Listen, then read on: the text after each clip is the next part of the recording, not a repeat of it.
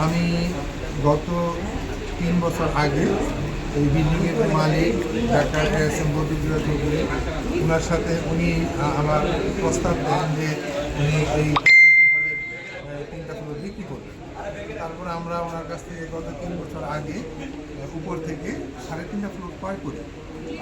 এই শর্তে আমরা যে কনভেনশন হল করি, তো ক্রয় করার পরে মানে রেজিস্ট্রি বায়না করি করে রেজিস্ট্রির দলিলের শর্ত অনুযায়ী আমরা এখানে ইনভেস্ট করি, কনভেনশন চালু করি, আমরা ব্যবসা বাণিজ্য করতেছি। এর মধ্যে তাই সে রেজিস্ট্রি করে দেওয়ার কথা, রেজিস্ট্রি করে দিচ্ছে না, কিন্তু সে বাইরের কাস্টমার দেখাচ্ছে যে পুরো বিল্ডিং বিক্রি করে দেবে আমাদের 3 ফ্লোর সহ। তো পরে আমরা এটাই তারই তৎপরতা দেখে কোর্টকে জানাই যে আমাদেরকে রেজিস্ট্রি করে দিচ্ছে না, টাকা নিচে কিন্তু সে বাইরের কাস্টমার দেখাচ্ছে। তখন কোর্টে মামলা করার পর হেয়ারিং হয়, হেয়ারিংয়ে তাকে সে বলে যে না আমি রেজিস্ট্রি করে দিব, তো রাজুকের প্লট যেহেতু রেজিস্ট্রি করতে সেল পারমিশন লাগে, তো আমি সেল পারমিশন নিয়ে রেজিস্ট্রি করে দিব। তো এই সেল পারমিশন রেজিস্ট্রি করে দিব করতে করতে সে অনেক দিন ঘুরাচ্ছে। আর এই দিক দিয়ে যেটা হচ্ছে যে সে আওয়ামী লীগের লোক, সে আমাকে আওয়ামী লীগ পরিবারের দাপট দেখাইতো, তার এই আছে সে আছে। তো এই ভয়ে আমরা কিছু বলতাম না, আমাদেরকে বের করে দেবে, একদিনে ঘাট ধরে বের করে দেবে, এরকম কথা বলছে। শেষে আপনি কোর্ট রায় দিছে যে এই কনভেনশন হল আপনি তাদের ব্যবসা পরিচালনায় যেন কোনো বাধা সৃষ্টি সে না করে, এইটার উপরে ভিত্তি করে ওর থেকেই স্ট্যাটাস তুলিছে এবং আমাদেরকে রেজিস্ট্রি করে দিতে বলছে দ্রুত। তো তারপরও সে ঘুরাচ্ছে, রেজিস্ট্রি করে দেয় না। তার হেয়ারিং হয়েছে, হেয়ারিংয়ে কোর্ট আমাদেরকে বাকি টাকা যেটা সেটা কোর্টে জমা দিতে বলছে, আমরা সেই টাকা কোর্টে জমা দিয়ে দিচ্ছি।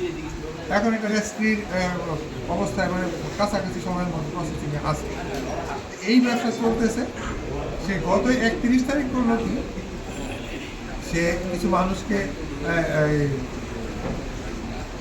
31 তারিখ সে এবং তার স্টাফ সহ আরও বাইরের কিছু লোকজন নিয়ে আমার কনভেনশন হলের উপরে আপনার আক্রমণ করে, ধ্বংসাত্মক কার্যকলাপ করে, লুটপাট করে, আপনার ভাঙচুর করে, আমার সাইনবোর্ড ভাঙচুর করে।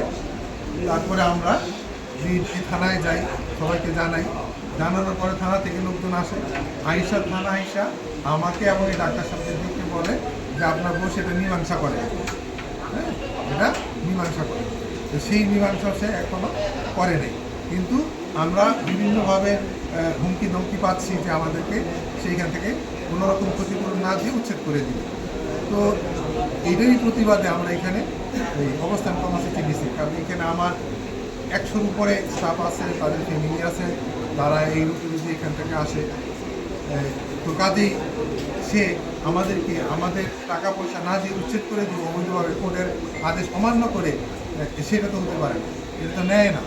ইভেন তখন এই উচ্ছেদ যখন করতে এখানে সে কিছু ছাত্রছাত্রী আছে যে তাদেরকে ভুল বুঝাইছে যে বৈষম্য বিরোধী ছাত্র আন্দোলনের এইখানকে হসপিটালের কিছু ছেলে মেয়ে স্টুডেন্ট আছে, সে মানে যাদের তারা খুবই সরল, তাদেরকে ভুল ব্যাখ্যা দিচ্ছে যে এই এটা উচ্ছেদ করার জন্য। তো ওই স্টুডেন্টদের সাথে আমরা বসছি, কথাবার্তা বলছি, স্টুডেন্টরা বলছে যে আপনারা এখানে ন্যায় বিচার পাবেন, আপনারা হবেন না, বঞ্চিত হবেন না। যদি উনি আপনাদের কাছ থেকে টাকা নিছে, ওনার যদি অসুবিধা হয়, আমাদের যদি হসপিটালে অসুবিধা হয়, উনি আপনাদেরকে বৈধভাবে যদি টাকা পয়সা দিয়ে দেয়, আপনারা চলে যাবেন। আমরা বলছি আমাদের কোনো আপত্তি নাই, এখানে ন্যায়সঙ্গত কিছু হোক, কিন্তু সে তো উচ্ছেদ করতে যাচ্ছে অবৈধভাবে। তো আমার মেয়ে ব্র্যাক ইউনিভার্সিটিতে পড়ে, পাস করছে, সে এই বৈষম্য বিরোধী আন্দোলনের সময় সে যখন শুনছে তার এই বাবা করতেছে অবৈধভাবে, তো সে সব এখানকার যারা বৈষম্য বিরোধী ছাত্র সমাজ যারা ওই সময় কাজ করছে তাদের সবাইকে জানাইছে। তো তারা বলছে যে না, অন্যায়ভাবে যদি কেউ উচ্ছেদ করতে চায় সেটা পারবে না, সেই দিন নাই, এখন যাই হবে ন্যায়ের ভিত্তিতে হবে। আপনি যদি অন্যায় করেন আপনিও পার পাবেন না, উনি যদি অন্যায় করেন উনিও পার পাবে না। আমরা এই দেশ স্বাধীন করছি এই ন্যায় পাওয়ার জন্য। সবচেয়ে মজার বিষয় হলো যে এই হসপিটালের মালিক সে বিগত এই 5ই আগস্টের আগ পর্যন্ত আওয়ামী লীগের একজন সক্রিয় কর্মী ছিল, কর্মী না নেতা ছিল, সব বিভিন্ন ভয়ভীতি দেখাইছে। এই লবিতে সে আওয়ামী লীগের গ্যালারি করছে, তখন আমরা তাকে আপত্তি করছি, দেখেন এটা একটা ব্যবসা প্রতিষ্ঠান, আপনার এটা কলেজ, এটা কোনো দলের না, এটা সবার। সে এইখানে ইয়ে করছে যে বঙ্গবন্ধু গ্যালারি করছে। যখনই 5 তারিখ হয়েছে, আপনার এই দেশ স্বাধীন হয়েছে, সে করছে কি রাত্রেবেলা সে তোরা ওই যে তার যত বঙ্গবন্ধুর গ্যালারি যত ছবি টবি আছে তার যা আছে এখানে গ্যালারি সব সে সরাই ফেলছে। সরাই আছে গতকালকে আবার ওই যে বৈষম্য বিরোধী আন্দোলনের আমাদের যারা নেতৃত্ব দিচ্ছে, নিউজ পেপারে যে ছবি আসছে সেইগুলি প্রিন্ট করে পুরাটা ছড়াই দিচ্ছে। তা আমরা আবার তার কিছু ছবি আগের যে গ্যালারি আমাদের কাছে ছিল সেগুলোই যে আমরা এখানে লাগাইছি, আপনারা দেখতে পারবেন। এই কারণে যা লাগাইছি যে একটা মানুষ এত দ্রুত পরিবর্তন হয়ে যায় কীভাবে।